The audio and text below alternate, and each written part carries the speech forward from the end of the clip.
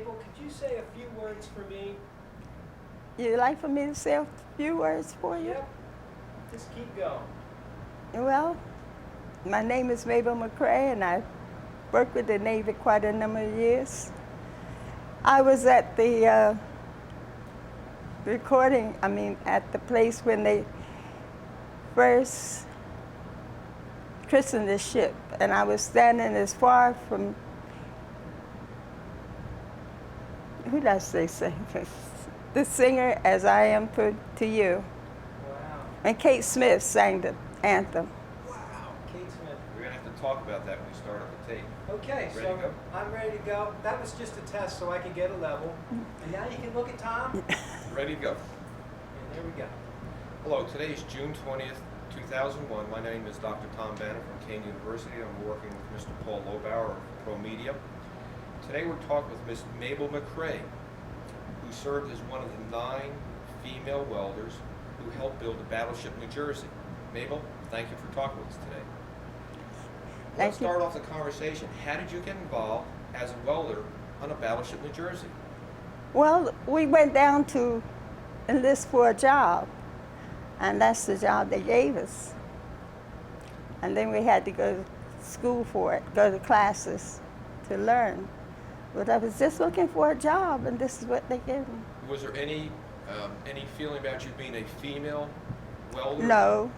Well, the female welders got more attention than anyone else because everyone outside come in to see what we look like. Well, after you finish your training, tell us a little bit about your experiences as a welder aboard the ship while it was under construction.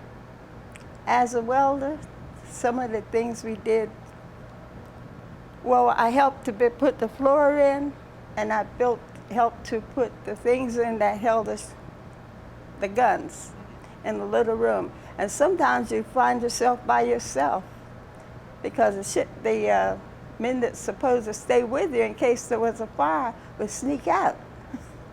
But they would come back. They took very good care of us. And I laid the things on the floor to hold the guns. And I was in there alone. And see anything else? Oh, I love to watch the ships come in because the men will be standing aboard the ship, and they look very well, and they dress before they come. And when the ships went out, they laid a fog, and we couldn't see them go out, but we could see them when they come in. And all the men would come in to see what the welders looked like. And they would see a female welder there. What was the reaction of the men who came in to see a female welder? What did they say? They picked on us. They kidded us all the time. And they come by and they start to boot us. I guess this is what they did to the men, and a man would tell them, don't do it.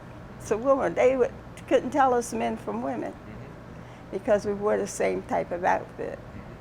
Was the pay the same for male welders and female welders? It was all the same. All the same. We come in as a tacker. They call us tackers when we first come in. And then we graduated to welders, to electric welding. What was an average day like aboard the ship while you're welding? How many hours did you spend on the ship? We spent 8 hours on the ship because we didn't go off to eat either. And then they sent some P-boats up from the lower part of Delaware because they weren't made right, and we had to redo them. A P-boat? They call them little P-boats. It's a little small boat, I guess, that the boys would go off the ship in. And there was something wrong with them, so they brought them in for the women to repair.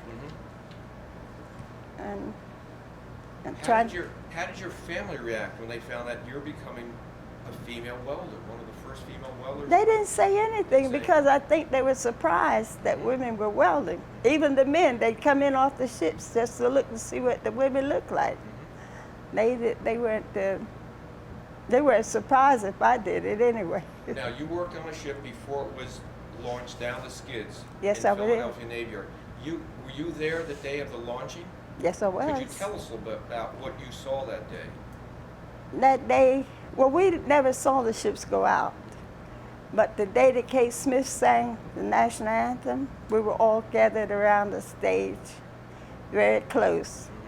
And But when the ships would go out, they would throw a smoke screen I see. so that no one could see them go out. But you were there the day when the ship came down the skids, is that correct? Yes. Yes. What was that like? Did you see the ship actually come down the skids? Yes, you see it come down. I don't know, it was just surprising. You just had a feeling that you never had before. Tell me about that feeling you had. It was as if you did something that no one else had ever done. It was a pleasure, that's what it was. And because we were the first 9 girls, we were happy. And, well, the men, they were happy for us. They picked on us and they teased us a lot. But they still did things for us. But we did our own. We didn't let them. Do I understand that you met somebody aboard the ship while you were welding? That's where I met a lot of them. Yes, I did. And I stayed in contact with 2 of them because one of the fellows on the ship met the girl that was with me, and they married. And they had children, and I'm the godmother of their children. So you're still in contact with them? They're still in contact. How do you feel today about your experiences working a long time ago in the early 1940s aboard the New Jersey? What do you tell your grandchildren? What do you think is important for people to know? I don't have any grandchildren, but I think it's important for people to know that women did help to build the ships.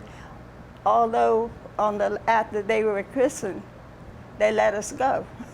They didn't need us anymore on board the ship. Oh, they fired you the day it was launched? After the christening. They didn't need us anymore. What happened to the men? Did they keep They were still there. They kept the men to let the They women kept go? the women, let the women go. Did you ever weld again, or just work on the? No, just on the ship. And what did you do after you finished your welding career aboard the New Jersey? I started going to school for tailoring. I'd become a men's tailoring and women's tailoring. And I worked in tailor shops, plus I had a dry cleaners of my own. And I did all alterations and repairs, and they're still asking me to do the alterations and repairs. What would you tell somebody today about the Battleship? What would I tell you? I could tell you that I wanted to go in San Diego when they put new people on, new men on, but I didn't get a chance to go. I was living in California, but I couldn't get there that day, and I was sorry too. And we met a lot of the fellows, and they were always good to us. When we go to eat, they would be there, and they treat us like women. But then when we got on board the ship, they treat us like men.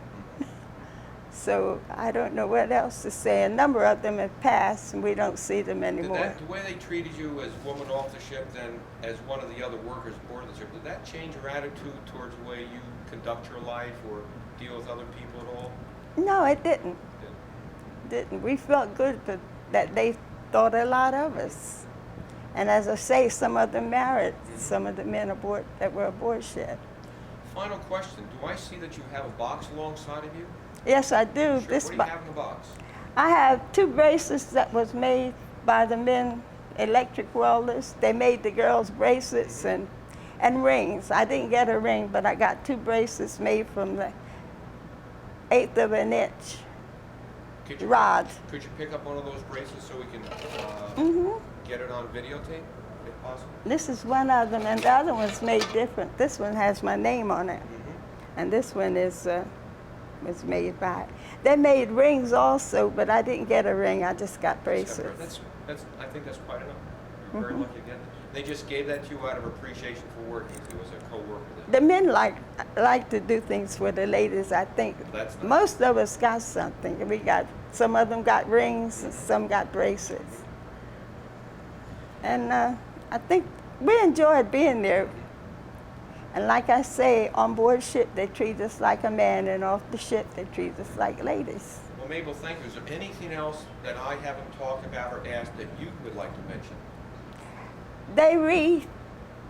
They put new people on the ship. I forget what they call it, in San Diego, and I wanted to go, but I couldn't get off that day from work to get there. Now, is there anything else that's in the box? Do you have a letter in there, pictures? I have my discharge. Discharge? The day the ship was launched, they discharged it. No, they didn't. discharges. Then they sent us over to other ships to help to finish the work on some of the I others. see.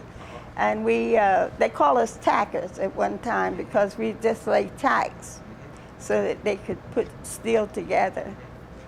And we stayed there until the last day. Could you read what's on that paper? Yes, I can. Good, thank you. Recognition of service. This is to certify that Mabel McCray, 1943, was employed by the United States Navy during the Second World War, Navy Yard in Philadelphia, Pennsylvania.